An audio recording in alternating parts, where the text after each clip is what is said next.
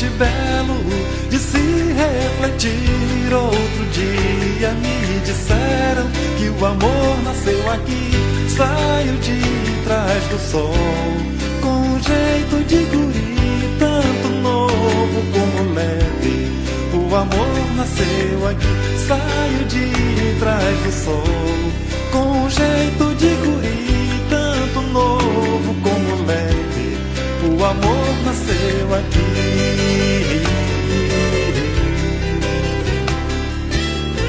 Ponta d'Areia, olho d'água e Araçagi, mesmo estando na Raposa, eu sempre vou ouvir a natureza me falando que o amor nasceu aqui.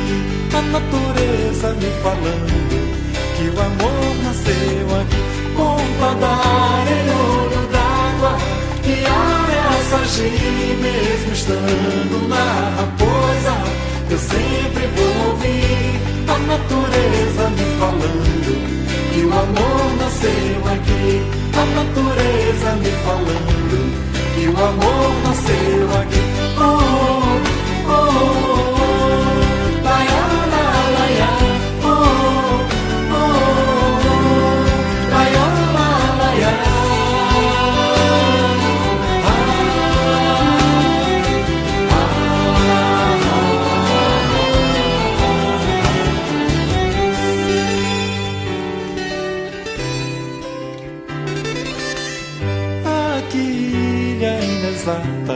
Quando toca o coração, eu te toco, tu me tocas, cá nas cordas do violão. E se um dia eu for embora, pra bem longe desse chão, eu jamais te esquecerei. São Luís do Maranhão, eu jamais te esquecerei. São Luís do Maranhão, e jamais te esquecerei. São Luís do Maranhão.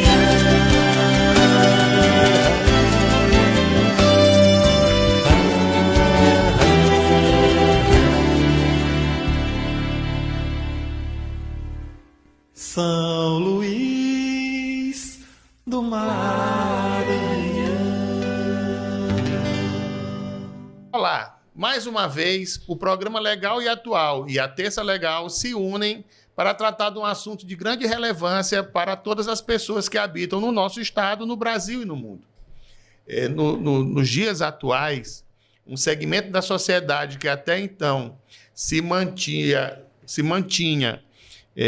guardado entre quatro paredes, ele ganhou um espaço e uma notoriedade muito grande, fazendo com que venha a se tornar tema de discussões, tema de análises e, acima de tudo, de convivência.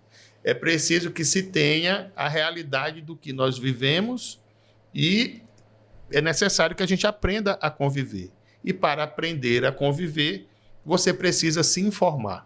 Dentro desse contexto, nós trouxemos hoje para conversar conosco a doutora Abigail Azevedo, ex-presidente da Comissão de Diversidade da OAB, advogada militante, que vai tratar do assunto da diversidade de gênero, com todas as implicações que tem sobre o tema e também sobre um aspecto diferenciado de sua advocacia, que é também a área previdenciária.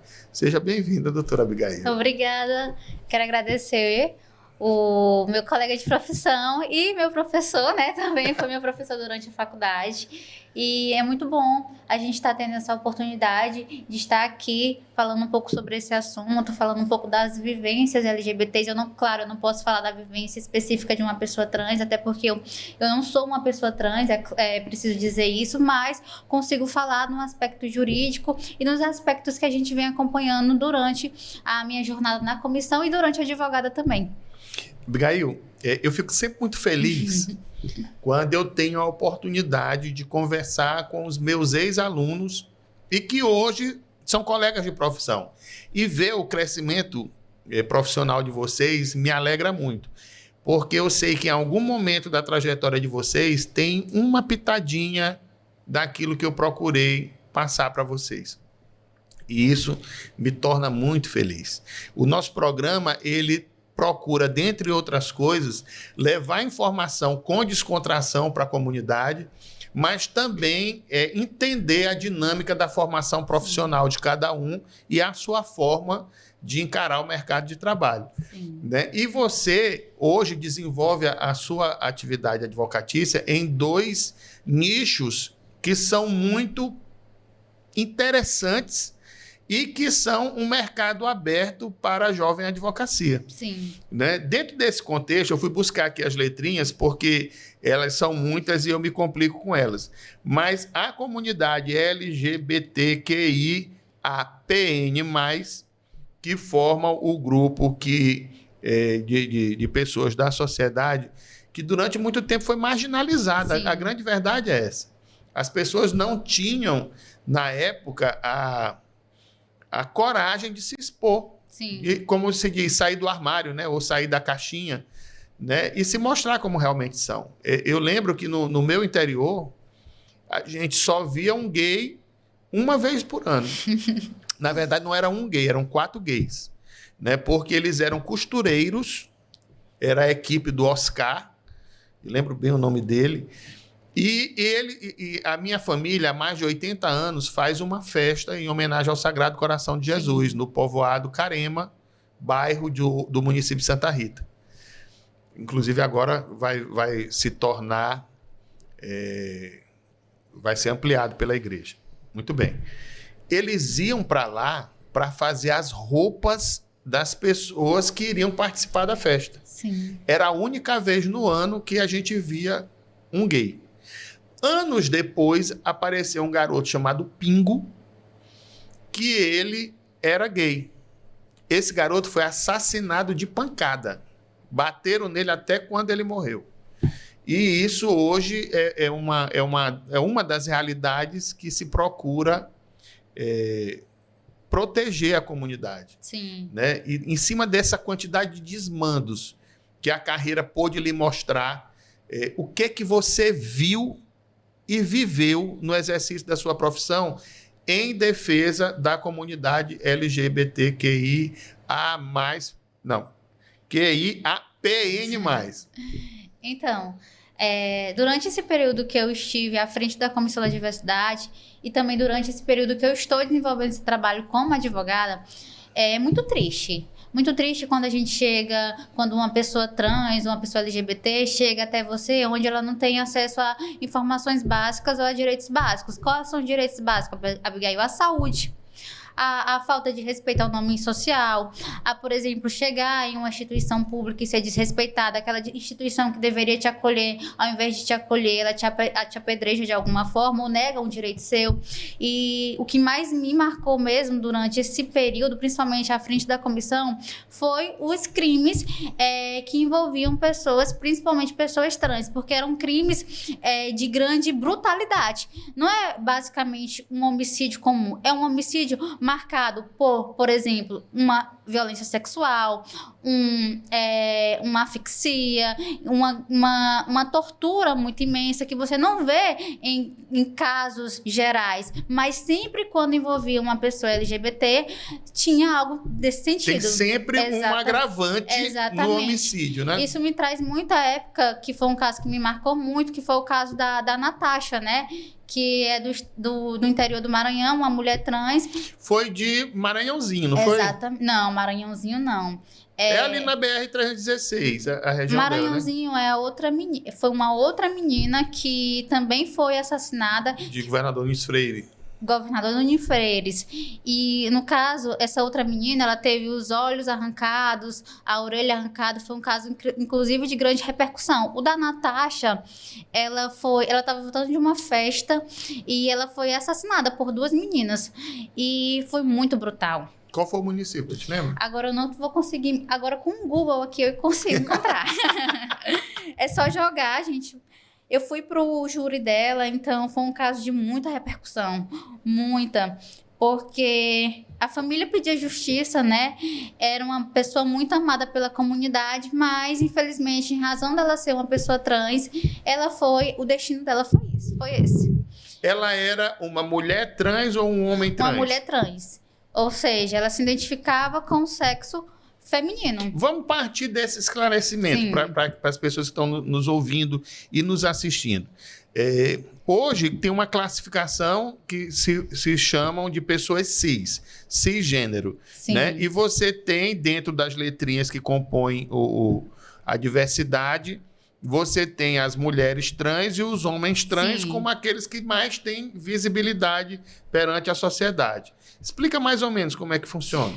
Aí só um adendo. Visibilidade no contexto de que, na maior parte das vezes, eles que são vítimas de crimes brutais. Eu não posso dizer que eu, uma mulher cis, porque eu me identifico com o sexo que foi me colocado ao nascimento, eu sofro o mesmo preconceito ou a discriminação de uma mulher trans. Vamos para as diferenças. A mulher trans, de maneira um pouco mais leiga, para as pessoas entenderem, é aquela mulher que, ao nascer, ela foi identificada como um homem e, durante o seu crescimento, ela não se identifica mais como um homem. Ela se identifica como uma mulher. Pronto. Falamos sobre a situação do homem trans. Da mulher trans. Muito bem. O homem trans, tu vais explicar depois do próximo bloco. O legal e atual, volta já. Pode esclarecer.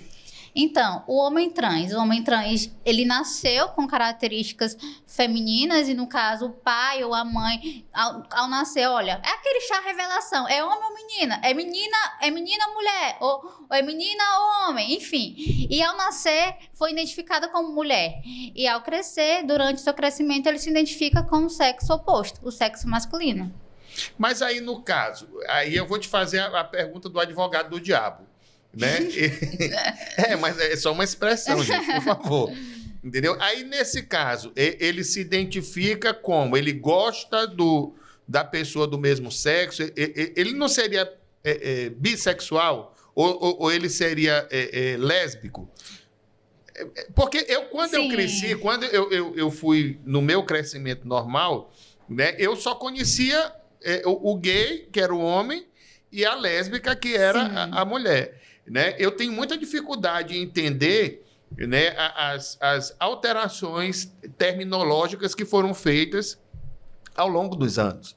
Né? Então, por exemplo, saber o que era um bissexual para mim já foi assim, um negócio do tamanho do mundo, porque eu não entendia, foi assistindo novela, que inclusive eu fui entender o que era um bissexual.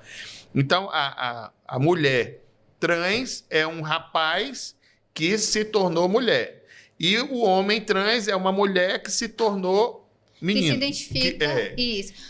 E aí ele muda as características físicas, né? Só se quiser. Não precisa também mudar as características físicas. A gente precisa fazer uma diferença entre a orientação sexual e identidade de gênero. A orientação sexual, por quem eu me atraio. Ou seja, a orientação ela pode ser heterossexual, ela pode ser homoafetiva, ela pode ser bissexual. A identidade de gênero, como eu me identifico. O próprio nome já diz, identidade de gênero. Eu me identifico com o sexo que foi me colocado ao nascer, eu sou uma mulher cis, ou me identifico com o sexo oposto, sou uma mulher trans ou um homem trans. Tu te lembras de uma artista que ficou famosa no Brasil, chamada Roberta Close? Sim. A Roberta Close, ela, só para as pessoas entenderem, ela seria, então, uma mulher trans. Exatamente, uma mulher trans. Porque ela, inclusive, fez a transição sexual, não é isso? Aí a gente vai para um outro ponto. Para ser uma mulher trans, eu preciso como o senhor colocar, fazer a transição sexual, passar pela cirurgia de redesignação? Não, só se quiser.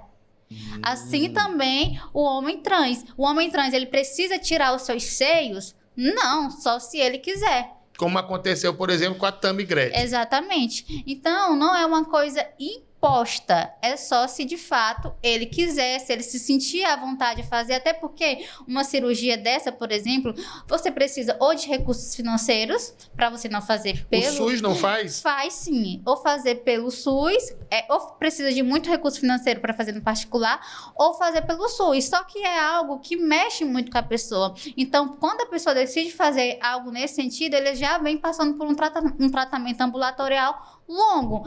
Ou seja, muitas pessoas optam por não fazer, mas elas continuam sendo mulheres e continuam sendo homens. Bicail, e aí dentro dessa evolução pró-transição, É aí que aparecem os maiores conflitos? Ou é desde da escolha propriamente dita? Nos teus estudos sobre os casos que tu trabalhaste, tu observaste isso, conseguiste observar isso? Que o conflito surgiu antes mesmo da opção, quando a pessoa estava se descobrindo? Sim, aí a gente volta aqui para um contexto. A opção não é o termo correto de se utilizar, porque ninguém opta, por exemplo, a sofrer preconceitos. Mas como que essa discriminação ela aparece maior? Essa discriminação ela aparece maior principalmente para mulheres trans, porque a gente tem um corpo masculino com características masculinas que vai se tornando aí um corpo mais feminino. Então, essa mulher trans, consequentemente, ela não vai ser tão vista na sociedade. Às vezes as mulheres, quanto mais passa pelo tratamento ambulatorial e mais chega a ser parecida com a mulher cis, menos preconceito ela sofre. Então, durante esse processo de transição e durante esse processo da infância até ela transicionar, aí o preconceito, consequentemente, é maior, porque ela ainda possui características masculinas. Aqui eu estou, só voltando a dizer, aqui eu não estou falando de uma vivência trans, mas do que a gente acompanha como advogado. Por exemplo, um homem trans e uma mulher trans. Quem sofre mais preconceito? É o homem ou a mulher trans? Ambos sofrem preconceito, mas uma mulher trans sofre muito mais que um homem trans. Por quê? Porque um homem trans, a partir do momento que ele vai tendo aquelas características mais masculinas, consequentemente, ele é mais aceito pela sociedade. E as pessoas, a sociedade em si, elas não conseguem, na maior parte das vezes, dizer, olha, é uma mulher, é um homem, é algo mais aceitável. Vem muito do machismo instaurado ao longo dos anos, exatamente, né? Porque, por exemplo, eu fico imaginando assim, um rapaz que ele vai migrar, que ele está fazendo essa transição ou que ele está evoluindo, a sociedade fala, um coalheirinho, um viadinho, né? Por quê? Porque durante muito tempo foi essa designação que a sociedade machista aplicava para situações dessa natureza. E isso acaba, na minha concepção, sendo o primeiro passo da agressão. Por quê? Quando você vai analisar, por exemplo, o conflito que existe, que gera o feminicídio, ele não começou do nada, né? Primeiro teve um desrespeito, depois uma agressão verbal, depois uma agressão simples, tal, até que aquilo ali foi evoluindo e chega no feminicídio. Sim. A grande maioria das vezes é assim. Outras não. O cara chega e já parte para fazer como aparentemente foi o que aconteceu agora com o maranhense, o maranhense estudante de medicina que matou a garota no Paraguai, né? Inclusive ele se apresentou a polícia e agora vai haver o desvendamento do que efetivamente aconteceu. Com relação à questão de gênero, me parece que evolui mais ou menos assim. Exatamente. Né? E aí, para a mulher trans, se torna mais difícil, né? E ainda mais quando a gente fala de legislação. Porque, por exemplo, você trouxe a questão do feminicídio.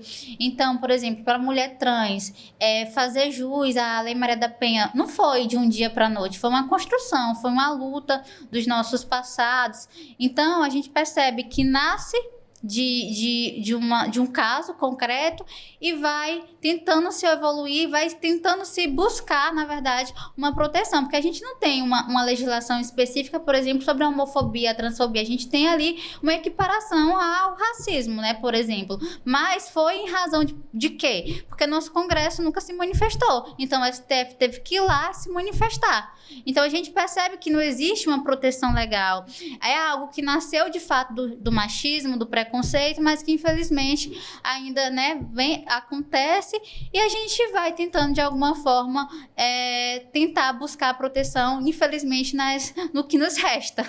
Eu não sei se funcionou da mesma forma. Eu acho que era até um tema interessante para que você se debruçasse em sede de estudo. Por exemplo, a Universidade Selma, que é uma das apoiadoras do nosso programa e do nosso projeto, ele tem um mestrado em Direito e Afirmação de Vulneráveis, que inclusive eu sou o primeiro professor da instituição que completou o programa. E eu posso te dizer com tranquilidade que é um programa excelente. Eu acho que você contribuiria muito se o fizesse. Agora, você vê que a vulnerabilidade que se encontra esse segmento social é muito grande. Sim. Né? E eu acho que, quando eu fiz o meu projeto de pesquisa, que era sobre a vulnerabilidade das pessoas com deficiência, eu fui buscar desde a época da Constituinte. Os grupos que se formaram para discutir, e eu cheguei a um ponto da minha pesquisa em que eu descobri que, por exemplo, as pessoas portadoras de deficiência, elas não queriam ser consideradas desiguais. Elas não queriam ser tratadas, eles queriam ser tratados como pessoas iguais. Sim. Né? Então, por exemplo, eles não queriam um capítulo específico para eles, eles queriam ser uma pessoa normal da sociedade. Não sei se isso, porventura, aconteceu com o segmento da diversidade, e até acredito que não tenha acontecido, porque, na época, a gente vivia a transição do governo militar, onde tinha uma pressão social muito grande, né? E que, como eu falei no começo, as pessoas da diversidade, elas estavam trancadas entre quatro paredes com medo. Sim. Né? Pouco se via um gay na rua ou uma pessoa mudar de sexo, como a Roberta Close foi precursora, né?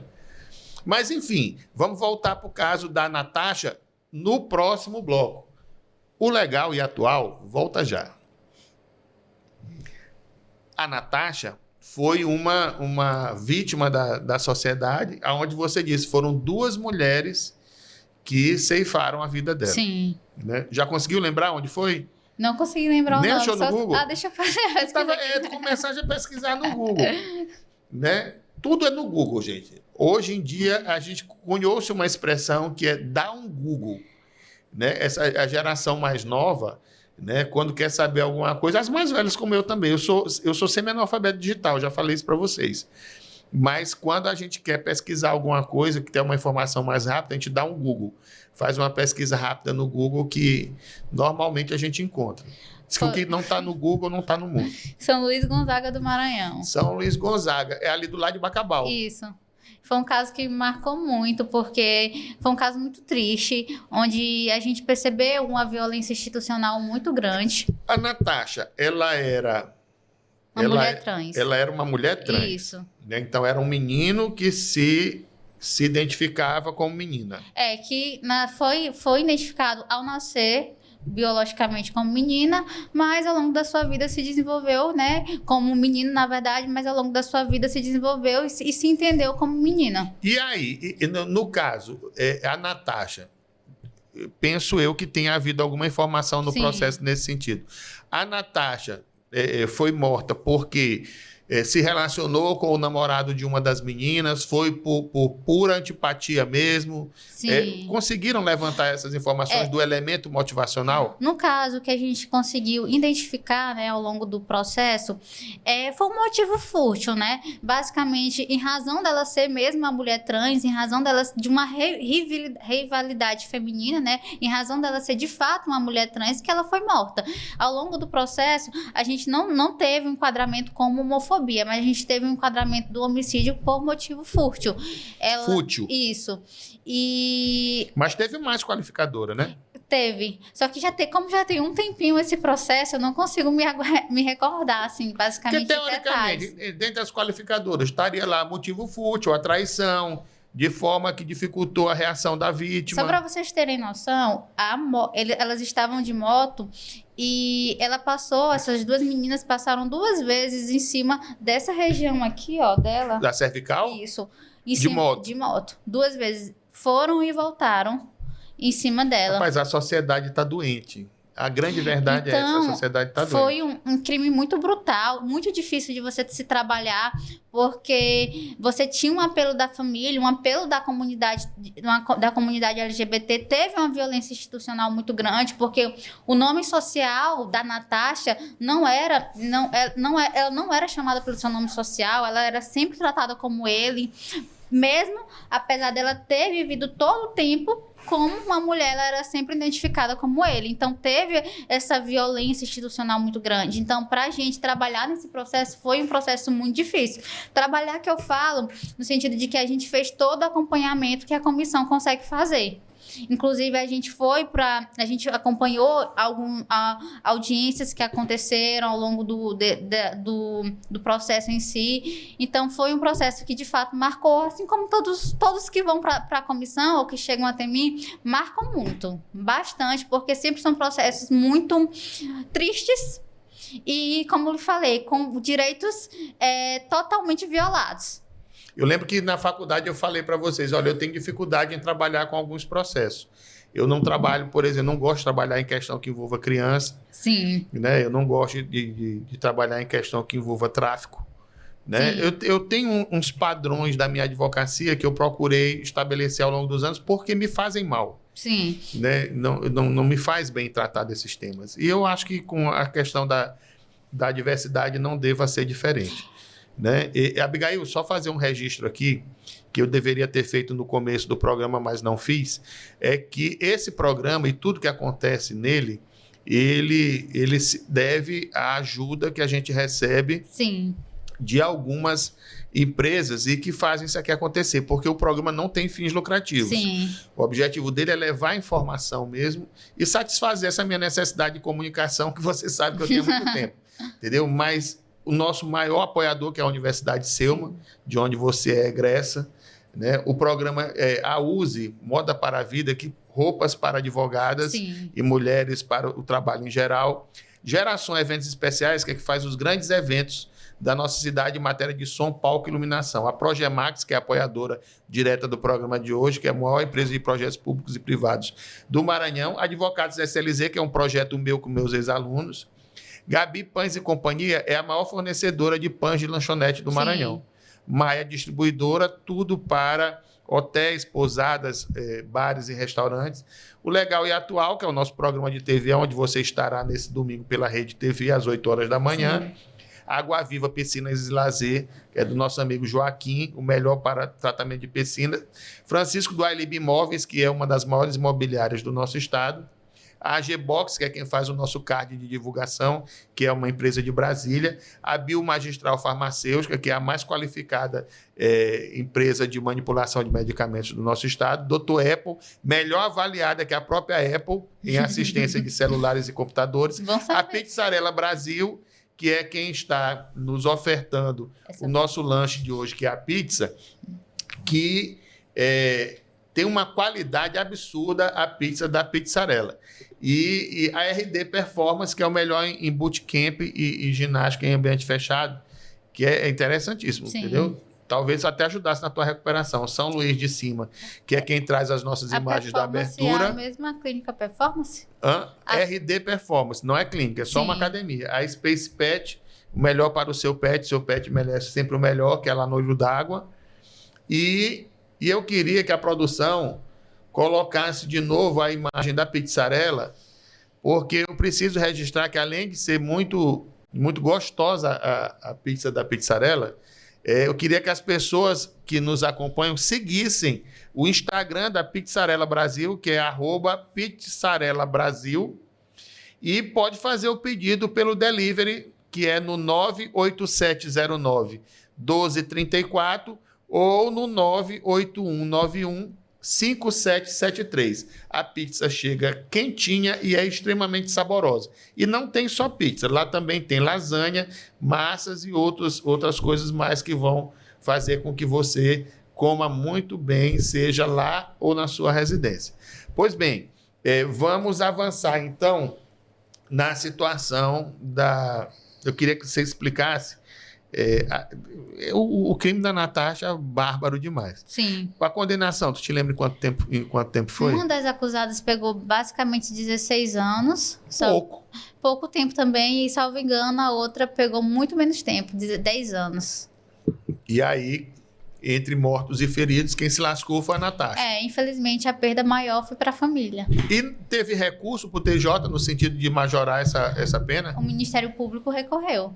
Mas ainda está em tramitação? Tu não tem... Eu não consigo me recordar, porque como são muitos casos que a gente vai pegando, né? Infelizmente a gente sempre vai esquecendo alguns detalhes. Mas geralmente, né? Sempre quando tem uma pena muito baixa, principalmente com um crime tão brutal, eles sempre recorrem. Abigail, tu viraste uma referência nesse segmento de defesa. Eu sou muito procurada.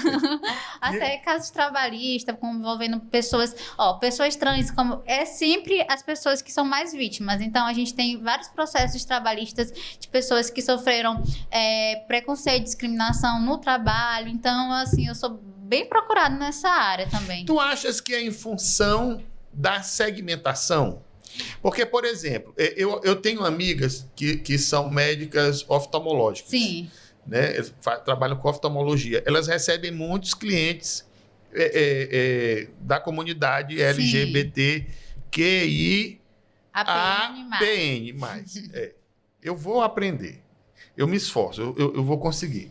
Né? Eu tenho uma outra que é dentista, odontóloga. Ela também recebe muito cliente da comunidade. Sim.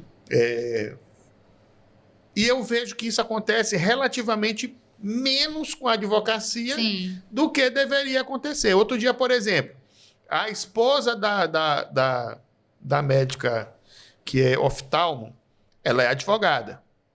E ela mostrou no Instagram dela um vídeo feito por uma cliente, e essa cliente era da comunidade. Sim. Né? Era visível que ela era da comunidade. Ela não se identificou como sendo da comunidade, era visual. Né? E aí eu observei, isso aqui dá para você observar que Sim. é uma vertente que está surgindo. Você consegue observar isso? A sua atuação à frente da Comissão da Diversidade, ela lhe deu essa identificação com a comunidade para fazer com que você atraia a sua advocacia atraia também as pessoas da comunidade? Sim, com certeza. Eu costumo dizer que a minha advocacia, depois que eu entrei na comissão, a minha advocacia ela alavancou. Bombou. Ela bombou, porque eu fiquei extremamente conhecida dentro da comunidade LGBT. Meus clientes falam assim, a advogada das gays. É assim que eu sou conhecida.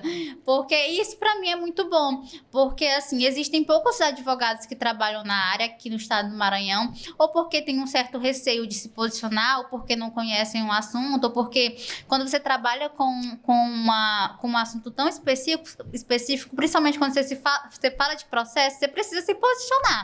Então, você precisa se posicionar no momento que você faz audiência, no momento que o juiz ele ofende o seu cliente, ao invés de chamar ele de ela, faz o contrário. Então, você precisa se posicionar. E quando eu entrei na Comissão da Diversidade, na época que eu entrei como membro, depois fui para vice, depois fui para presidente, a minha advocacia alavancou. Teve um período da minha vida que todos os meus clientes eram LGBTs. Então, deixa eu te fazer uma pergunta. Já para finalizar o programa de TV, o Legal e Atual, as pessoas que quiserem te contratar, que estejam passando por dificuldades nesse segmento, eles podem te contratar a partir de onde? Atualmente, a partir do meu... Eles podem entrar em contato através do meu Instagram, Abigail Azevedo, .adv, ou através do meu número de contato. 989-8445-1862. Depois tu vai passar para a produção, que a gente vai botar como caractere do programa, tá bom? Tá. A Universidade Selma te ajudou? Com certeza. Através da Universidade Selma, eu pude desenvolver projetos, eu participei de estágios voluntários, professores como o senhor, que são advogados, me mostraram que a advocacia vale sim a pena, e com certeza foi uma grande referência na minha vida. Então, retorne para fazer o nosso mestrado. Com certeza. O Legal e Atual cumpre assim a sua missão de informar com descontração. No próximo domingo estaremos juntos com outra grande entrevista. Até o próximo programa. E aqui no nosso podcast a gente continua tratando dessa situação que envolveu esse seu crescimento de advocacia. Sim. Em função disso. Então você notou, por exemplo, não é só crime, né? E o crime eu acho que se identifica hoje, tem o reforço da Lei Maria da Penha, sim, da aplicação da Lei Maria da Penha. Mas os outros segmentos do direito não têm norma específica para a proteção da comunidade. Ou tem? Não tem. A gente faz basicamente uma união de normas. Normas especiais. Não tem algo específico que vai tratar, olha, a pessoa trans que sofreu isso, a pessoa lésbica que sofreu isso. Não, a gente faz uma união e através de uma equiparação a gente consegue ter uma jurisprudência favorável. Aqui, por exemplo, no estado do Maranhão, eu consigo utilizar um recurso que eu consegui um acórdão, né, positivo para um cliente. Eu utilizo todos esses acórdãos nos meus casos. Na maior parte das vezes, eu consigo ter uma boa decisão a respeito disso, porque eu já trago um histórico do próprio estado do Maranhão, mostro para um juiz de primeiro grau e a gente consegue ter um resultado positivo, uma sentença positiva, em caso de direito do consumidor envolvendo, por exemplo, nome morto. Então, são casos assim que a gente não tem uma norma específica, mas a gente tem uma construção, né? Resoluções, jurisprudência. Na Justiça do Trabalho, por exemplo, é comum você ter o assédio pelo fato de ser uma pessoa da comunidade? Em que sentido? No assédio moral. Assim, comigo não aconteceu, mas com clientes, sim. Não, eu digo assim, você advogando casos ou viveu ou tomou conhecimento de pessoas da comunidade que sofrem assédio no local de trabalho pelo fato da sua opção sexual? Sim, com certeza. No caso, por exemplo, a gente tem casos que nós acompanhamos de grandes supermercados onde a pessoa ela recebeu um crachá masculino ao invés de receber um crachá feminino. Comunicou a gerência não fez nada. Aí quando essa pessoa entra em contato comigo, eu já consigo orientar ela em tudo. A Abigail, ela vai pedir a demissão, a gente vai entrar com a rescisão direta, ela não se sente mais à vontade no ambiente do trabalho. Aí quando eu vou para a audiência, a gente percebe um certo desconhecimento das partes que estão ali a respeito dos fatos. Aí aconteceu recentemente, por exemplo, de uma audiência em que eu fui e eu percebi que a outra parte, né, era um advogado gay, mas que não tinha conhecimento do assunto. A empresa colocou ali como uma forma, olha, a gente apoia, a gente tem inclusive essa pessoa aqui, mas que não tem conhecimento do assunto. Então, são coisas que acontecem, né, mas a gente consegue. Tem reserva de vaga para a comunidade nos locais de trabalho? Por exemplo, o PCD, por sim, exemplo, ele tem reserva de vaga. Tem algumas instituições, sim. Inclusive, foi um projeto na época que a gente, na Comissão de Diversidade, que a gente tentou desenvolver aqui no estado do Maranhão, por exemplo, salvo engano, em redes do shopping Anil, do shopping da Ilha e shopping São Luís. A gente saiu batendo em loja justamente para tentar, né? Porque a maior parte dessas pessoas, por elas não terem acesso a informações, via de regra, elas não têm acesso à educação. Então, o que resta para ela é um trabalho básico, né? Então, para elas chegarem até esse trabalho básico, você precisa, de alguma forma, tentar levá-las e tentar mostrar para a empresa que vale a pena a contratação daquela pessoa. Ou seja, o mercado hoje para a comunidade não é mais só ser cabeleireiro ou ser manicure. Hoje em dia, puxando um gancho dessa fala inicial, hoje em dia a comunidade ela consegue se posicionar um pouco melhor. Então, hoje em dia a gente tem a Érica, por exemplo, que é a deputada, a Érica Hilton. A gente tem grandes referências, claro, ainda acontece o preconceito, mas ainda a gente já tem hoje grandes referências, advogados, médicos, professores, dentistas. Tu tem uma opinião formada com relação ao fato da Érica Hilton ser uma mulher trans presidindo a comissão da mulher e não de uma comissão que fosse voltada para a defesa dos direitos e das necessidades da comunidade? Então... Aliás, eu não sei nem se tem uma comissão específica para a comunidade. Eu entendo que a partir do momento que a Érica, ela se identifica com uma mulher, então ela tem aquele poder de fala. Porque a gente fala assim, tem muita essa concepção. Tu não tá com medo, Abigail. Tem muita essa concepção, ela não gesta. Mas nem todas as mulheres cis gestam. Mas a frase foi dela, né? Quem falou a frase foi a própria Érica. A Érica que disse, não, mulheres que gestam para diferenciar.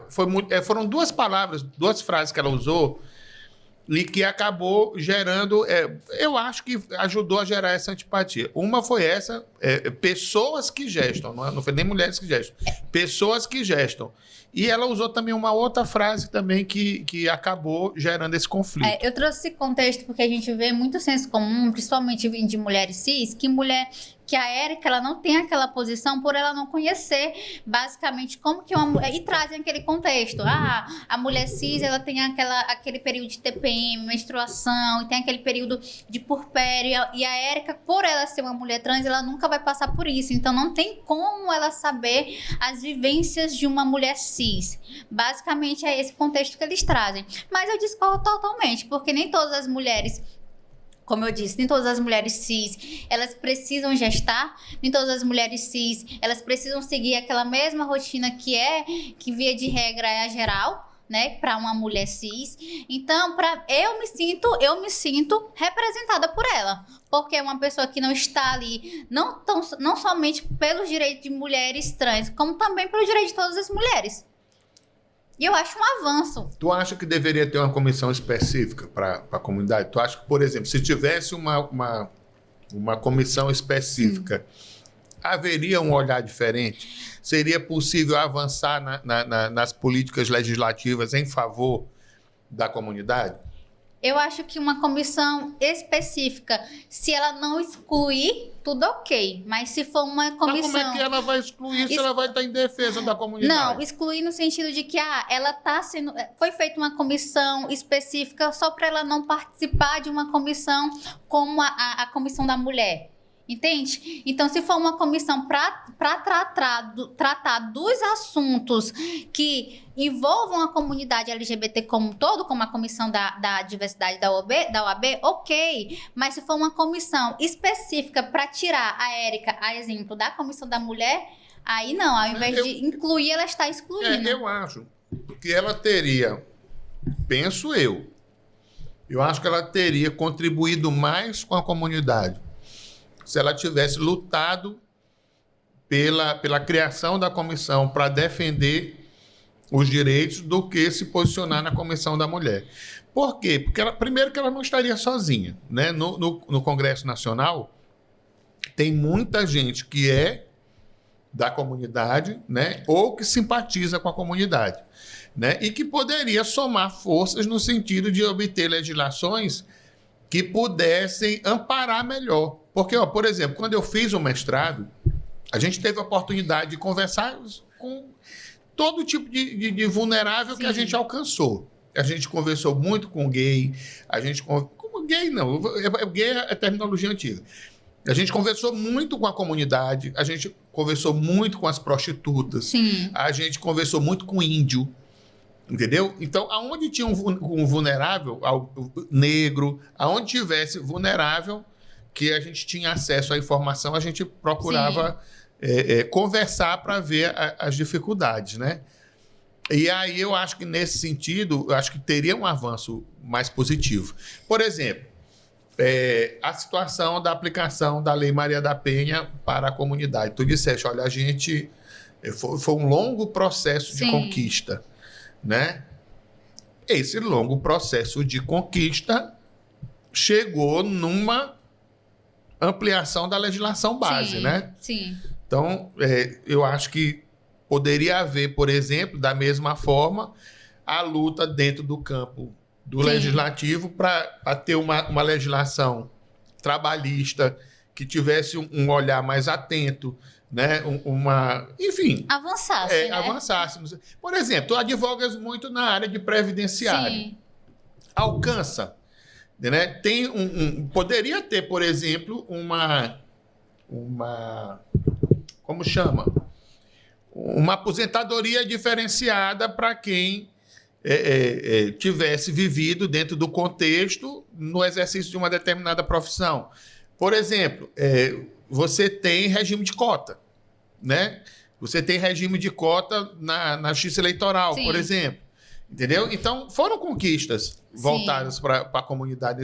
As pessoas, às vezes, entendem que no direito eleitoral, quando você tem a reserva de 30%, pensa que é só de homem ou mulher. Não é. Sim. Tanto que agora teve o caso do vereador de São José de Ibamar, que foi cassado, que no apagar das luzes, o advogado dele surgiu com a tese de que tinha a sereia, que era uma mulher trans e que tinha sido registrada como homem, né? E que, na verdade, era uma mulher, então estaria preenchido a vaga, o percentual, né? E o momento não foi apropriado. Sim. Era lá na fase do registro que deveria ter havido o questionamento, né? E não foi feito. Exatamente por isso. Sim. Porque não conseguem observar que não é homem e mulher, não é o sexo de nascimento. Né? Hoje em dia a visibilidade mudou. Sim. Você tem o contexto da opção. Por exemplo, hoje em dia é fácil você conseguir colocar o nome social? O nome social, a gente precisa fazer uma diferença. O nome social é o nome do registro. O nome social é como a pessoa que ela quer ser chamada. Então, ela pode, por exemplo, eu me chamo Abigail e eu quero ser chamada de Marcos, se eu me identificasse como um homem. Então, o nome social é isso. Você não precisa modificar seus documentos. Então, é mais fácil. Agora, o nome de registro é toda a retificação que você faz no o que a gente chama de nome morto. Aquele nome social, ele passa a ser um nome morto. Na verdade, o nome antigo, ele passa a ser o nome morto, e o novo nome, você consegue fazer a retificação de todos os documentos. Não é um procedimento fácil, mas é um procedimento que ele já se tornou mais fácil, porque ele já foi muito mais difícil. Você precisa fazer toda a retificação em bancos, os documentos civis, em posto de saúde, na escola, na faculdade, fazer toda essa comunicação, fazer essa retificação. Então, é um processo difícil, mas que também já é um direito conquistado. Tu usaste uma expressão que me soou forte no ouvido. Um nome morto. Sim. E tu disseste, eu atuei num caso em que, de direito do consumidor, em que se usou o morto. E eu estava pensando que o morto era uma pessoa morta. Não. Agora eu entendi, é o nome morto. Que, né? A partir do momento... Explica como é que se deu esse caso. A partir do momento, eu tenho um cliente, né? Na verdade, tenho vários clientes, mas esse aqui em específico é relacionado a esses casos, né? Esse aqui em específico. Ele tinha feito a comunicação, que havia feito a retificação dos seus nomes, comunicou o banco, porque precisa comunicar, não é só alterar, tem que comunicar, até porque eles precisam fazer a alteração. Comunicou o banco e o banco, ok, já fizemos a retificação. Só que no momento que ele foi receber um Pix, apareceu o nome morto, que é aquele nome antigo, o nome feminino dele. E isso ali gerou muito constrangimento, porque ele já tinha toda uma aparência masculina, a pessoa indagou se não era golpe, se era ele mesmo, então ele teve que explicar. Ou seja, ele foi exposto. Exposto. Ele teve que explicar. Então, muitas vezes, nessas petições que eu faço, a gente traz sempre a trajetória daquela pessoa. Até aquela pessoa conquistar aquele nome não foi tão simples. Ela precisou passar por uma trajetória que, na maior parte das vezes, é uma trajetória extremamente sofrida.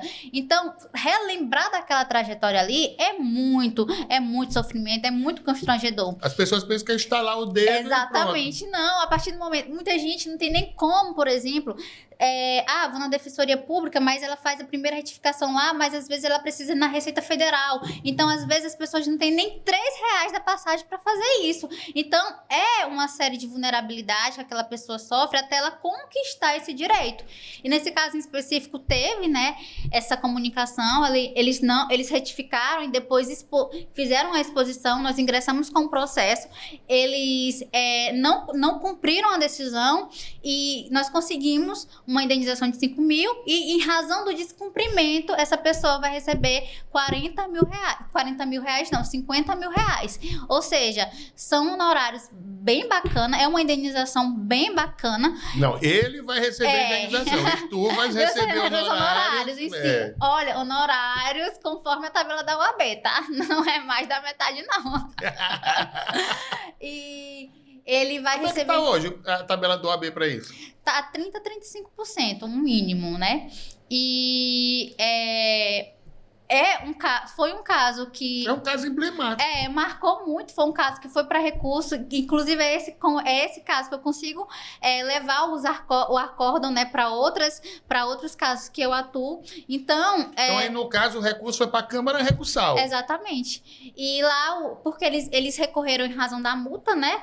Porque a multa foi imensa e a indenização foi pouca. Mas a multa só se deu em razão do descumprimento deles. Porque foi pedido para eles retificarem, o juiz determinou a retificação e eles não cumpriram. Eles passaram basicamente 2 meses descumprindo.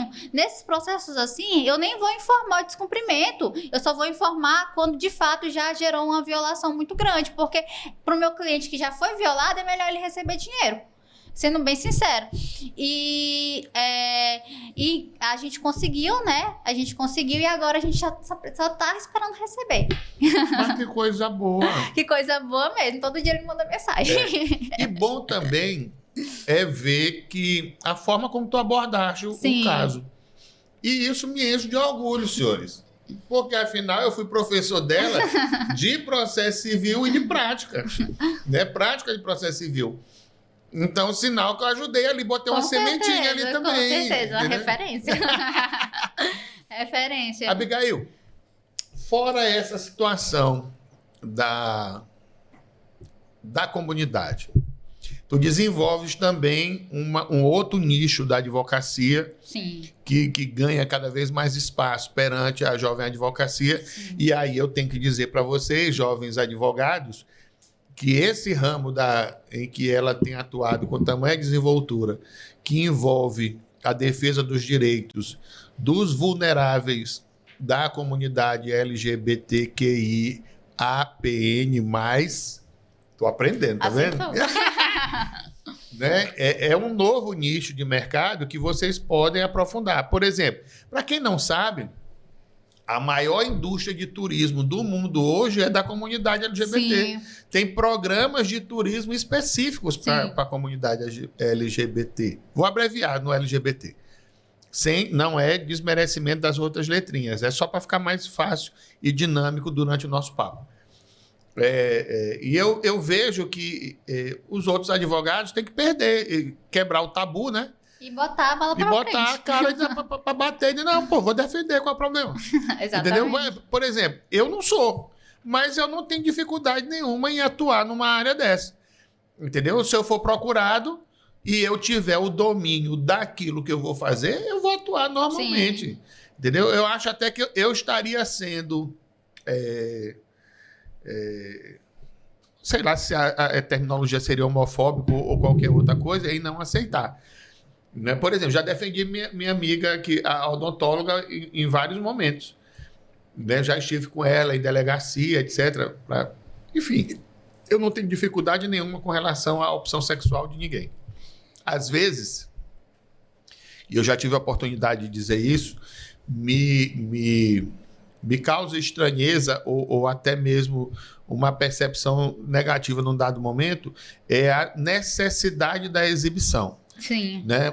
Por exemplo, quando eu estava casado, eu não andava me beijando no beijo da minha mulher pelo shopping, entendeu? Ou numa praça ou qualquer outro lugar. Nossos momentos de relacionamento eram entre 4 paredes. Né? Sob certo aspecto, eu não acho legal, entendeu? A comunidade ficar se expondo. Mas, ao mesmo tempo, eu tento compreender pelo tempo em que ficou naquela coisa Sim. fechada, né? Oprimida. E talvez seja até uma necessidade de... Eu acredito que tudo que passa do limite, porque a gente vê casais heterossexuais se beijando e muitas vezes, às vezes gera um incômodo também, né? Então, a partir do momento que aquele beijo, ele passa a carícias mais quentes em público. Exatamente, eu acredito que já não fica legal, exatamente. Né? Independente de ser um casal homossexual ou heterossexual. Eu penso mais ou menos do mesmo jeito. Inclusive, uma vez eu me deparei com um casal heterossexual no supermercado, que eles estavam, meu Deus do céu. Um pegão. Praticamente um motel. Meu Deus, Abigail. Que eu fiquei assustadíssima. Então, são casos assim que se ultrapassou já gera até um constrangimento, fica né? Um negócio chato. A pizza não é gostosa? Demais, eu gostei fora demais. De série. Inclusive, vou pedir. Viu, Pizzarella? Ó, nossa entrevistada gostou. Não poderia ser diferente, excelente. A lasanha de lá também é maravilhosa. Já tive a oportunidade de experimentar. E é pizza com muito queijo, viu? É. Não é aqueles... Não é amostra grátis, né? Aí eu te pergunto, tu tens essa advocacia que é muito forte, é um nicho novo de mercado em que você vem se destacando, mas a sua advocacia não se resume a isso. Não. Por exemplo, você se reportou aqui às vertentes da sua advocacia relacionada ao segmento, mas, por exemplo, você trabalha na área de previdência. Sim. E a sua área de previdência você não é procurada única e exclusivamente por pessoas do segmento, não é isso? Não. Como é que... No caso assim, eu passei por uma transição. Acredito que o advogado ele precisa se transicionar. E quando eu iniciei minha advocacia, eu era muito voltada ao criminal. Eu montei meu escritório através do criminal, mas eu sempre fui uma pessoa muito metida em ações sociais. E sempre fui muito procurada. E acabou que chegou um momento da minha vida que eu falei assim, rapaz, esse negócio aqui de previdenciário dá dinheiro. Vou fazer uma transição diária. E eu acabei me transicionando. Porque ganha no volume, né? Ganha no volume. E eu me Abigail, você pega tudo de previdenciário? Não. A gente, no nosso escritório, a gente tem duas demandas bem específicas, que é o salário maternidade e o BPC. Então, a gente trabalha muito com esse grupo, porque é um grupo extremamente vulnerável. É um grupo que, na maior parte das vezes, não tem o mesmo acesso à informação que eu tenho ou que outras pessoas têm. Então, foi uma transição diária. Hoje, na minha advocacia, a gente está mais voltado no previdenciário para o BPC e para o salário maternidade. BPC que você fala é BPC Loas? BPC Loas. O salário maternidade, por exemplo, como houve uma modificação agora legislativa, a gente tem uma grande quantidade de mães, né, que fazem jus ao salário maternidade e não tem conhecimento. A gente sempre vê, assim, vários vídeos no TikTok passo a passo.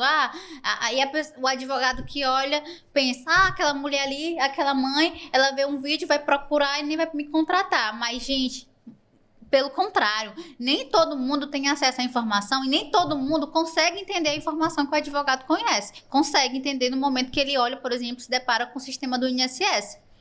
Quando tu estavas na faculdade, tu imaginavas, lá na Universidade de Selma, tu imaginava já, tinha conseguido visualizar o previdenciário, ou tu só estava na universidade pilhada, eu vou ser criminalista, eu vou pro pau. Olha, na verdade, nossa, eu acho que eu sou tipo um camaleão.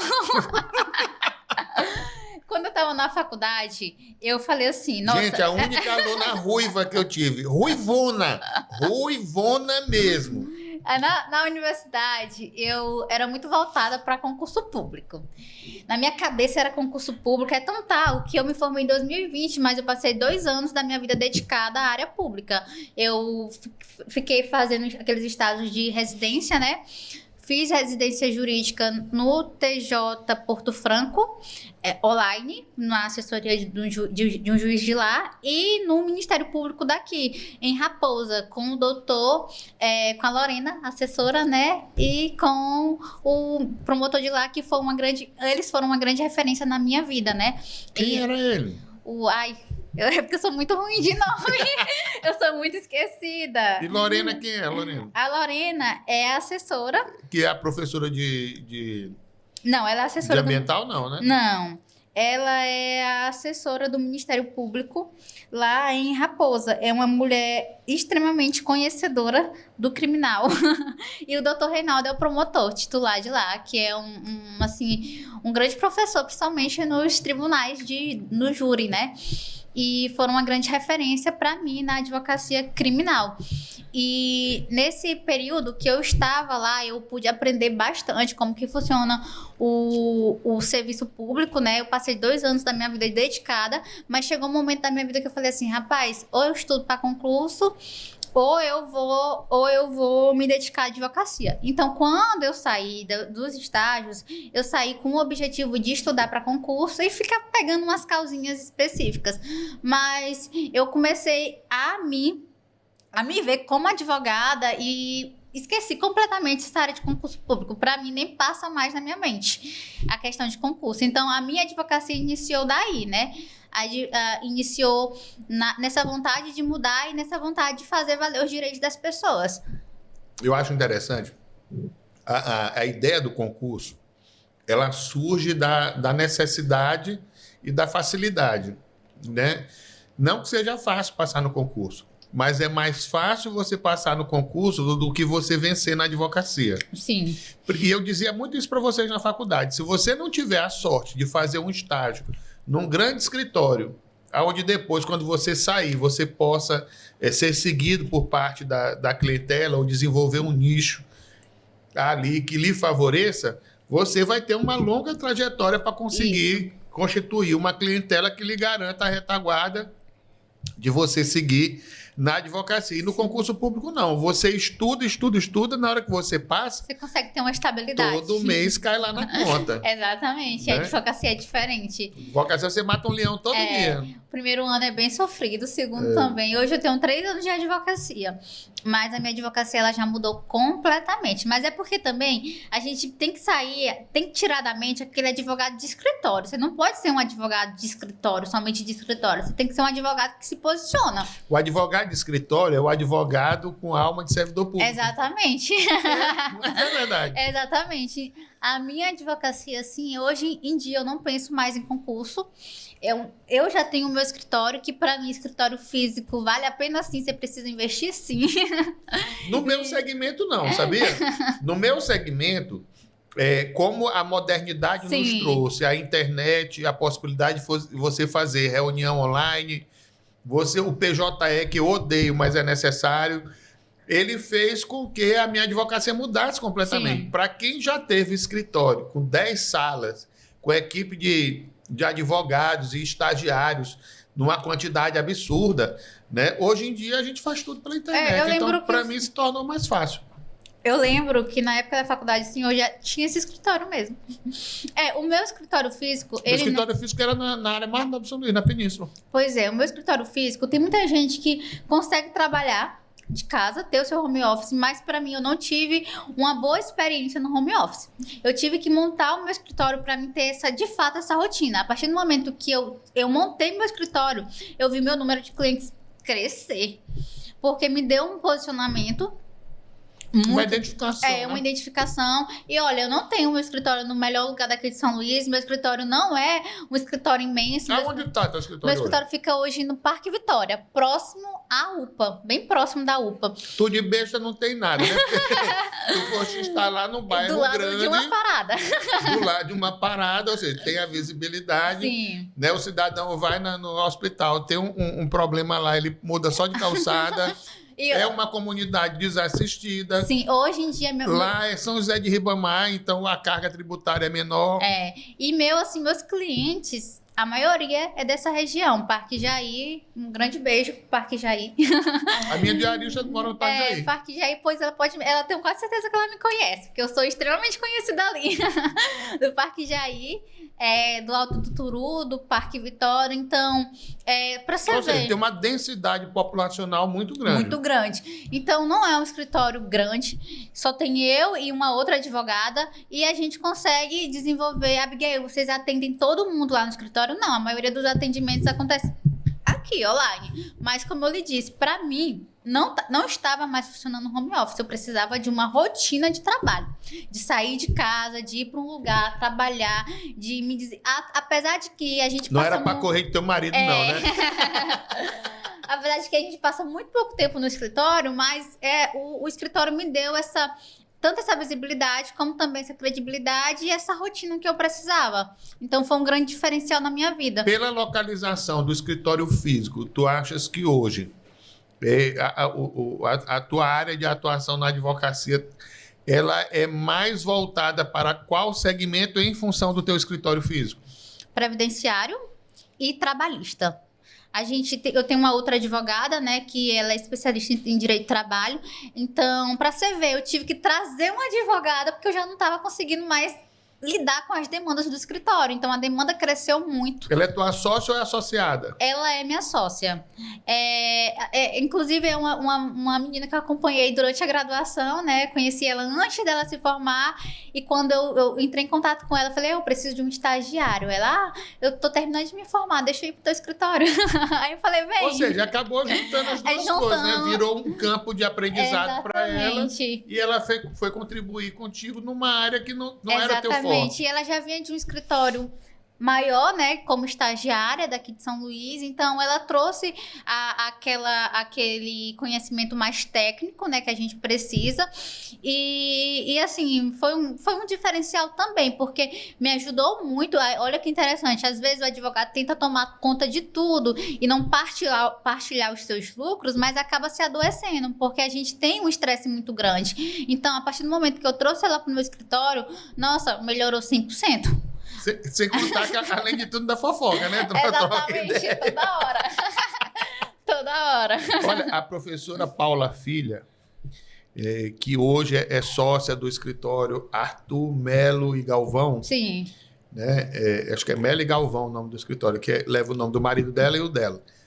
Né? Ela veio para o meu escritório já formada, ela tinha estagiado na Justiça do Trabalho. Sim. A área dela de atuação que ela gostava de trabalhar era na área de direito do trabalho, e ela veio somar no meu escritório na parte de direito do trabalho. Por quê? Porque como a gente advoga para município, né, tem aquelas questões de natureza trabalhista ou estatutária que precisava de uma atenção maior. Então ela veio para esse nicho. E hoje ela segue a carreira dela, é uma excelente professora, foi professora do Selma, professora do Flores, né, e tem uma advocacia sólida hoje em dia. Olha, inclusive, trazendo esse gancho, através da minha advocacia eu consegui ser professora da Faculdade Anhanguera, né, no módulo de em 2 módulos de pós-graduação em Direito Criminal e Processo Penal, para você ver o que a advocacia me trouxe. Coisas que talvez para mim, há 5 anos atrás, há 3 anos atrás, eu não conseguiria me imaginar dando aula para um grupo de homens, que a grande maioria eram homens, e eu, uma menina, né, assim, mas uma mina cascuda. Não vou dizer com muito tempo de advocacia, mas que, né, vive a advocacia na prática. Gente, quando eu conheci a Abigail era só o graveto, ruivão, com a cara de frágil, que você não tem noção, né? Parecia que ela ia desmontar, bichinho. Tão magra que eu... E hoje em dia, vendo o quanto você está fortalecida, pô, eu tô feliz demais. Ai, e para mim é muito bom, assim. Abigail, e dentro dessa conjuntura que tu desenvolves hoje, na tua advocacia previdenciária, você requereu o BPC. Tem a possibilidade legal, mas também tem as vedações, né? Não é qualquer pessoa que pode requerer BPC, né? Tem que estar aí no nível, no nível que a gente chama de renda, né? Não é qualquer pessoa, eu tô com um problema aqui, uma deficiência, eu já faço já tenho direito a BPC. Não, a gente faz toda uma análise. Renda, quantidade de pessoas que residem. O principal elemento que tira é a renda. É a renda. Inclusive, por exemplo, a gente teve agora recentemente, hoje mesmo eu vi a notícia do Bolsa Família. Muitas pessoas, elas têm medo de requerer o salário maternidade, não, o BPC, por medo de perder o Bolsa Família. E a gente teve agora, infelizmente, uma resolução do INSS que coloca que no momento do requerimento do BPC, o Bolsa Família ele pode ser cortado. Olha só. Então, uma pessoa que na maior parte das vezes precisa de um BPC, ela significa que ela não tem dinheiro para se manter. Ela já vai tirar o básico do básico, que é o Bolsa Família. Como que ela vai viver? Porque um processo de um BPC não é dentro de 3 meses, é um longo período. Até a pessoa... Ou seja, seria o caso da vedação, do acúmulo, se dá no momento da concessão. Exatamente. Então, é uma coisa que a gente já está vendo, né? Que vai ser preciso judicializar, que vai ser preciso ir atrás. Por exemplo, trazendo aqui para o gancho do salário maternidade. Muitas mães, elas têm o salário maternidade, o Bolsa Família suspenso porque fez jus ao salário maternidade. Então, elas precisam depois voltar no CRAS, ou elas têm muito medo de requerer o salário maternidade, porque tem medo de ter esse Bolsa Família cortado. Olha o grau de vulnerabilidade que a gente enfrenta. Então, até você Mas eu tô vendo uma tese de mestrado nascendo bem aí. Até você explicar isso. Olha, talvez seu Bolsa Família vá ser suspenso, mas depois a gente tem como conseguir. É um dinheiro que vai entrar para você em razão do parto, é um direito seu, você precisa. Então, você precisa ter como que eu posso colocar? Essa fala com o seu cliente, né? Porque se caso acontecer, já tinha como você direcionar ele aonde ele tem que procurar. Então, são casos assim que, infelizmente, é uma vulnerabilidade muito grande. São clientes extremamente vulneráveis, mas que você precisa ser sincero. É melhor você ser sincero com o seu cliente do que você depois sair de ruim. Então, no meu escritório, eu sempre tenho essa... Por isso que eu acho que eu sou muito procurada, porque eu sou muito sincera com meus clientes. Eu não sou de mentir. Mas às vezes atrapalha. Eu já perdi cliente, por exemplo, porque eu sou sincero demais. Eu não minto. Né? Em certa ocasião, eu fui procurado pela esposa de um ex-prefeito, tinha perdido a eleição. Aí ela estava cheia do que ela dizia que eram provas. Eu disse, deixa eu lhe explicar uma coisa bem aqui. Que é certo, né? Eu não dou a pílula para ninguém. Se eu disser para a senhora que essa prova não serve, não adianta a senhora insistir para mim que a senhora acha que ela é boa, porque não vai servir. Se eu achar que ela pode ser melhorada, nós vamos trabalhar para melhorar a prova. Se eu achar que ela é 100%, nós vamos para dentro com a prova. Agora, se eu disser para a senhora, olha, não perca tempo que a senhora não vai ganhar, entendeu? Pode escrever embaixo que não vai ganhar. E quando a gente começou a avaliação do material com a equipe que ela montou, eu fui descartando quase tudo. Quando eu estabeleci o parâmetro do que deveria ser, né, ela foi e contratou outra pessoa. Por quê? Você foi sincero demais. A outra pessoa vendeu para ela um sonho. Que aquilo ali eram excelentes provas, que ela ia ganhar resultado. Ela entrou com a ação e perdeu. Muitas Entendeu? vezes. A ação eleitoral. A ação eleitoral, as pessoas precisam entender que não é qualquer massa que vai se transformar uma pizza com a qualidade da pizza da pizzarela. E nem é qualquer advogado que pode atuar, porque é uma área muito específica. Exatamente. Entendeu? Então, por exemplo, quando eu aceitei trabalhar no caso do vereador de São José de Ribamar, e que levou a cassação dele, eu não estava atuando sozinho. Sim. Mas o advogado que estava atuando comigo, que trabalhou comigo, eu tive a oportunidade de lançá-lo na advocacia, né? Ele falou para mim, tem coisa que depois de mim eu só confio em uma pessoa fazer, que é o senhor. Então, tem que ser o senhor. Sim. Entendeu? E eu fui para dentro do processo dele. Né? São coisas assim que a vivência nos traz e nos mostra o caminho. É aquela história, né? Você saber o caminho das pedras. Sim. Né? E eu acho que quando tu escolheste a moça para ir trabalhar com... Como é o nome dela? Poliana. Poliana. É isso. Poliana de quê? Poliana Rodrigues. Então, Poliana Rodrigues, sócia hoje da doutora Abigail, é a referência em direito do trabalho lá do escritório Abigail Azevedo Advogados. Exatamente, advocacia. Advocacia. Abigail, como é que tu desenvolve essa tua captação de cliente previdenciário, por exemplo? Tu tens ligação com alguma associação de bairro que te faz a ponte, que identifica, ou tu vai batendo lá de casa em casa, visitando a comunidade, ou é um cliente que já indicou o velho boca a boca. Sim. Como é que tu tá fazendo crescer essa tua advocacia previdenciária? Assim, eu não tenho vínculos com associações. Eu desenvolvo trabalhos sociais, projetos, inclusive, no escritório, como doação de fralda, doação mas não com o objetivo de trazer cliente, mas acaba que as pessoas conhecem meu trabalho e vão me indicando. E doações de lenços umedecidos, enfim, a gente faz doação do que a gente tiver, a gente tá doando, né? muita indicação. A maioria dos meus clientes são por indicação e posicionamento no Instagram. Então, eu me posiciono... Faz impulsionamento no Instagram? O impulsionamento são vídeos específicos que eu consigo fazer, mas eu até preciso trabalhar um pouco mais nisso, de tráfego mesmo pago. Mas hoje em dia, a grande maioria vem através dos meus clientes mesmo, que saem indicando. Como eu fiquei muito conhecida nessa área de salário maternidade, então é muita indicação que eu recebo.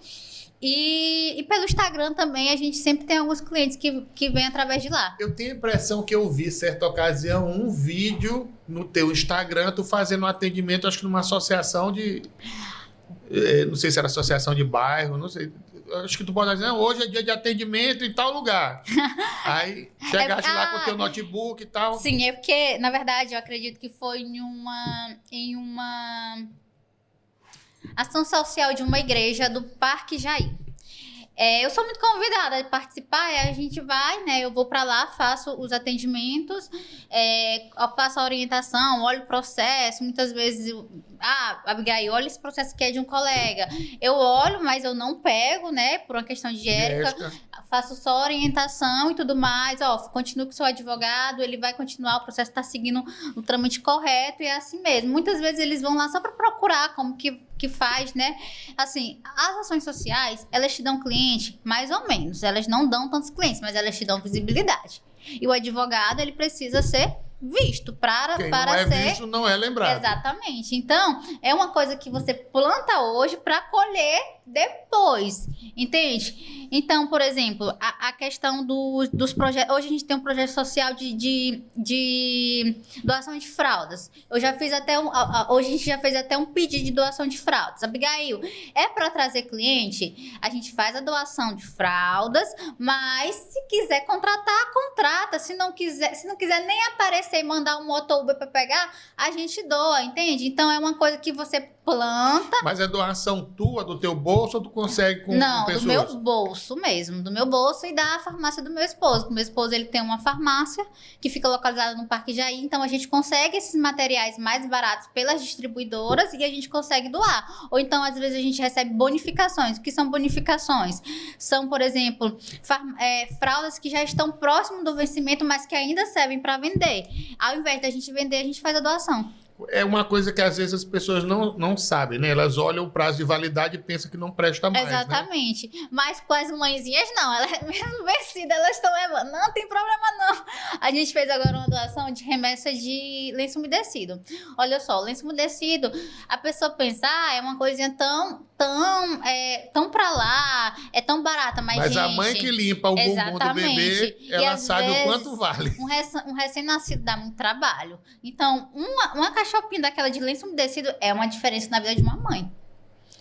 Então, quando a gente... Aí, como que as pessoas entram em contato para pedir? É acompanhar no Instagram, que quando chega, eu já posto logo. Chegou, quem mandar mensagem primeiro, leva primeiro. É assim que funciona.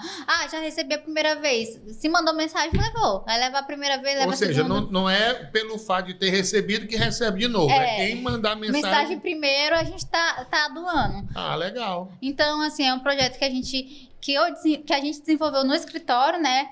Foi basicamente como se fosse uma promessa, né? No sentido de que eu passei por um momento muito difícil na minha vida, então eu nesse período eu prometi, falei assim, olha, se eu passar por isso aqui, eu vou fazer isso pela sociedade. E a gente vem desenvolvendo, então eu não espero nada do outro. Recebeu, não precisa me contratar, se quiser nem aparecer no escritório, não precisa. Mas olha, eu vou te dar uma outra dica de uma coisa que tu podes fazer para a sociedade. Sim. Me preocupou essa questão do BPC Loas, tá? De perder o Bolsa Família, que pese eu não concordo com o Bolsa Família, entendeu? Bolsa Família, para mim, eu vou guardar. Eu não vou São várias vertentes. Eu não vou avançar no que eu ia dizer, mas eu tenho minhas restrições ao Bolsa Família, entendeu? Se fosse uma coisa temporária, fosse uma coisa condicionada, eu compreenderia, mas a forma como ele é implantado no Brasil, eu discordo completamente. Mas o BPC e a possibilidade de perder o Bolsa Família por ocasião do requerimento, eu acho errado. E aí, eu vou te sugerir de novo que tu faças o mestrado em Direito e Afirmação de Vulneráveis do Selma, da Universidade de Selma, porque tem muito a ver com você. Na verdade, é tua cara, tá? É tua cara, é um esforço que tu vais fazer, mas que vai te dar um resultado muito grande, pessoal, acima de tudo. E dentro do projeto, você tem a obrigação, como é um mestrado profissional, você tem a obrigação de apresentar alguma solução para a sociedade. Sim. Tá? Uma cartilha, um projeto de lei, uma instrução, alguma coisa dessa natureza. Sim. Tá?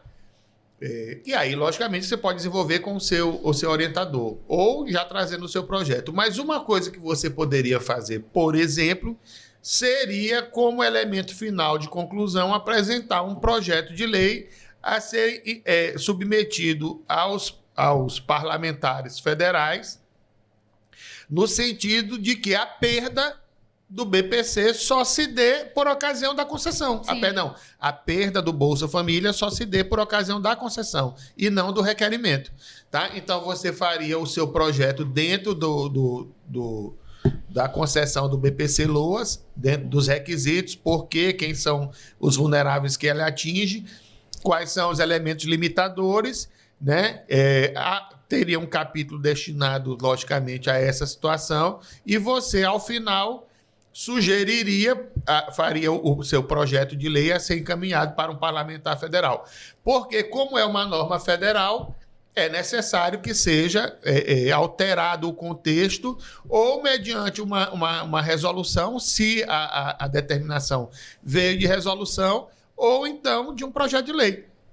Então, fica a dica. Tenho que fazer o mestrado do seu. Entendeu? Eu acho que tem tudo a ver contigo. Eu já dei até uma pesquisada nesse mestrado aí. Teve seleção agora. Se a gente tivesse tido esse bate-papo antes, eu teria te mandado o edital. Mas fica o compromisso de que no próximo processo seletivo eu vou te encaminhar e eu acho que tu vais gostar de fazer. É muito bacana. O corpo de professores é fantástico, o programa é muito bom e você vai ter a oportunidade de ter contato com outros vulneráveis. Sim. Que eventualmente pode até ampliar o teu mercado de trabalho. Sim, com certeza. Entendeu? Por conta dessa tua proximidade com as questões sociais. Sim. Muito bem. Fora BPC Loas e o salário maternidade, nessa área de previdenciário, o que mais que vocês mexem? A gente tem casos de auxílio acidente, que fica mais com a sócia, né, a doutora Poliana, na área previdenciária, né? Abigail, vocês trabalham com aposentadoria? Muito pouco, porque eu acredito que dentro da área você consegue trabalhar com vários benefícios, né? Mas você consegue trabalhar com vários benefícios, mas os benefícios que a gente trabalha mais e se dedica mais são esses 3, né? Em especial o salário maternidade, o BPC e o auxílio acidente um pouquinho. Mas a gente tem as outras áreas do escritório, né? Que é o trabalhista, que a gente atua mais em favor do empregado do que da empresa. E consumidor, né? A gente pensa assim, trazendo um pouco do consumidor, né? A área de consumidor não dá dinheiro, o advogado não vai receber dinheiro. Depende, não dá dinheiro agora. Mas daqui 2, 3 anos é a sua aposentadoria. É o que tem um juizado lá no Parque Vitória, não tem? Tem o juizado do Parque Vitória, fica no Bacuri Center, que é quase chegando na Raposa. Correspondente ali ao Parque Vitória. Império das Ostras. Exatamente. Olha, Império das Ostras, eu vou cobrar, viu? Fica lá. E acho que é o segundo juizado. Porque tem esse juizado também, tem um que fica dentro de São José de Ribamar mesmo, né? Mas pro Parque Vitória é esse do Bacuri Center. Porque atrai pelo local de residência, né? Isso. Tanto do Parque Vitória, Jardim Turu, Alto Turu, Parque Jair, são todos para essa região do Bacuri Center. E hoje em dia dá para vir por dentro, né? É pertinho. Já fizeram o asfaltamento ali do Parque Jair, daquela avenida principal? É complicado. Ali é uma discussão muito complicada. Faz aquela aparência de asfalto, né? Mas com pouco tempo. Inclusive, a gente tem até aí, né, nessa região, tá cheia de buraco. Olha aí, doutor Julinho. Tá uma coisa assim muito complicada. Porque o prefeito de Ribamar, ele ganhou agora vários quilômetros de asfalto do governo do estado, do governo Brandão. Ele vai fazer agora. E aí, doutor Julinho, fica aí a dica para o senhor recuperar com asfalto de qualidade, pelo menos as principais vias de acesso do Parque Jair e que interligam Parque Jair, Parque Vitória, região do Araçagi, Alto Turu, para você criar também uma via de trânsito que, além de trazer um benefício social enorme, vai facilitar o trânsito na região, não é isso? Com certeza. Sem dúvidas. Abigail, as tuas demandas hoje, grosso modo, são atendidas lá nesse juizado? Sim, no juizado. Tem posto do INSS lá perto do teu escritório? Olha, funciona como? Os requerimentos são online? O requerimento é online. As agências eu prefiro colocar em Passo do Lumiar, porque, Abigail, é por uma questão mesmo de proximidade dali e por logística. Logística. E fica a dica lá na agência do INSS para recebimento de valores do banco, a SGB, que é mais rápido. Então, eu prefiro levar os clientes para lá. Não tenho conhecimento de ninguém lá, de servidor nenhum, mas para lá é mais fácil para você conseguir e tudo mais. Levo o cliente no meu carro, enfim. E, assim, eu tenho processos em vários juizados, mas eu tenho muitos processos no juizado ali de São José de Ribamar.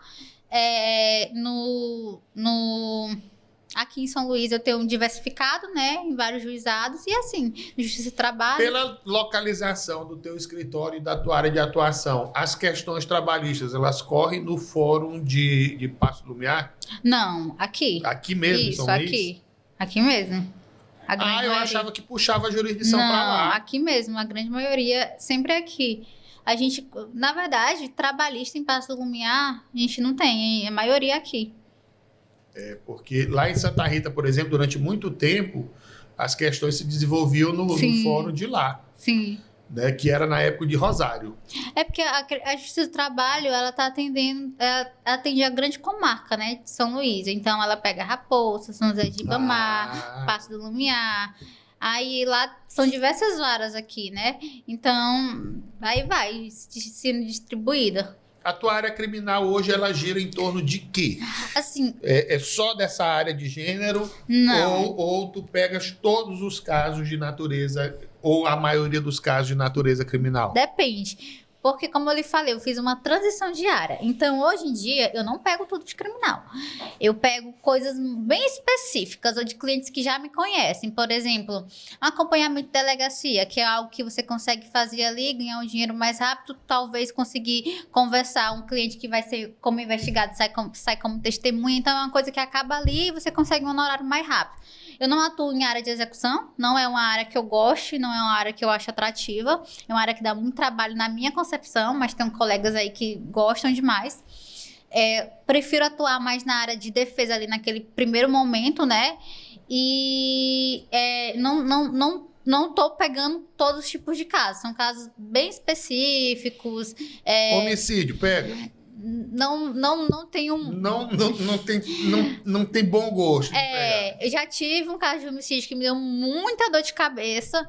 E depois desse caso, eu pego muito mais tráfico já. Na verdade, minha advocacia desde o início, meus primeiros processos eram quase todos de tráfico. Muito mesmo. Então, era uma área que eu tinha um domínio, né? Uma área que eu tenho um domínio. Contrabando e descaminho, pega. Mas eu ser mais voltada mesmo para a questão do tráfico mesmo comum, né? Venda, questão, por exemplo, crimes sexuais. Eu atuei, mas atuei muito pouco, mais voltado para a questão de envolvendo menor. Já atuei, mas atuei muito pouco. Mas é mais voltado mesmo para essa questão de tráfico mesmo. e organização criminosa. Inclusive, eu tenho um processo que eu estou há anos nesse processo, que já teve milhões de audiências, que eu não vejo a hora desse processo acabar. Que é um processo que é muito bom para você aprender, que ele está em consulta pública, né? Então, é um processo que você consegue entender o direito penal e o processual penal muito, porque ele é um processo que é cheio de provas, que vem uma investigação muito grande da SEIC, então é um processo muito bom para você trabalhar e quando a gente fala de organização, a gente fala de diversos crimes, né? Esse processo, assim, é bom de você acertar honorários por etapa. Exatamente. Entendeu? Porque aí você vai ganhando o tempo todo. Exatamente. Ele se desenvolver. E nesse processo, por exemplo, a gente tem tráfico, lavagem de dinheiro, comercialização de arma de fogo. Então, é um processo muito grande, onde tem vários acusados. Não estou atuando em favor de todos, né? Mas é um processo muito interessante para você estudar. Eu não trabalhei a questão de violência doméstica. Eu atuei, mas atuei mais, grande maioria, em favor do homem, né? De levar... Eu sempre costumava falar que o trabalho do advogado na área criminal, principalmente voltado à violência doméstica, na defesa do investigado, começa na delegacia. Então, muitas vezes, quando o inquérito ele vai, quando você tem um bom acompanhamento, você já vai com uma tese de defesa muito preparada, né? E eu atuei muito nessa área também. Mas hoje em dia eu estou muito específica, não é tudo que eu pego, eu estou mais voltada mesmo para o previdenciário trabalhista. A advocacia criminal, ela me manteve por muito tempo. Foi através dela que eu consegui montar meu escritório físico, foi através dela que eu consegui a minha saúde de volta. Então, foi uma advocacia que me ajudou bastante, né? Foi uma área que me ajudou bastante, que me deu um retorno financeiro muito bom.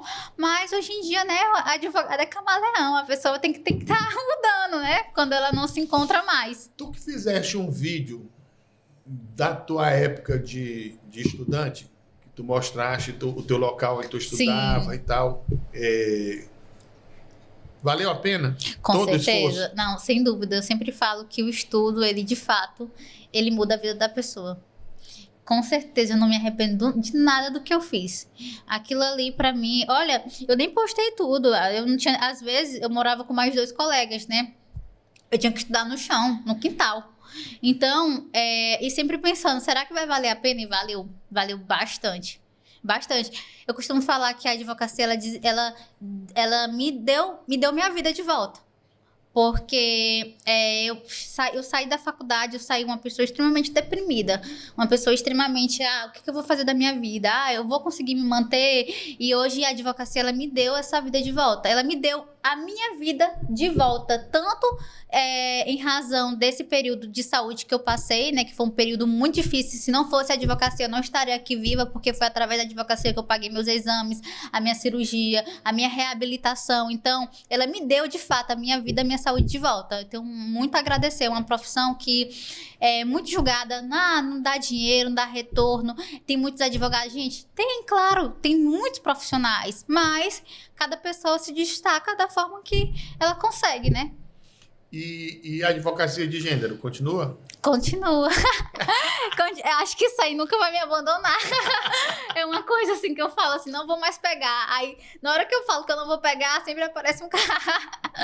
Sempre aparece um caso. Pois olha, diante de tudo isso que você falou e registrando que o programa de hoje, além de todos esses que nos apoiam, tem um apoio especial da Progemax, a melhor empresa de projetos públicos e privados do Maranhão, da Pizzarella Brasil e da Universidade Selma. Pegando esse seu gancho, eu queria abrir esse espaço final para suas considerações. Lembrando que aqui, ao final de cada programa, a gente coloca uma musiquinha que eu acho fantástica. Sim. A sonoridade dela é belíssima, a letra, quando você põe no YouTube e pede a letra é belíssima.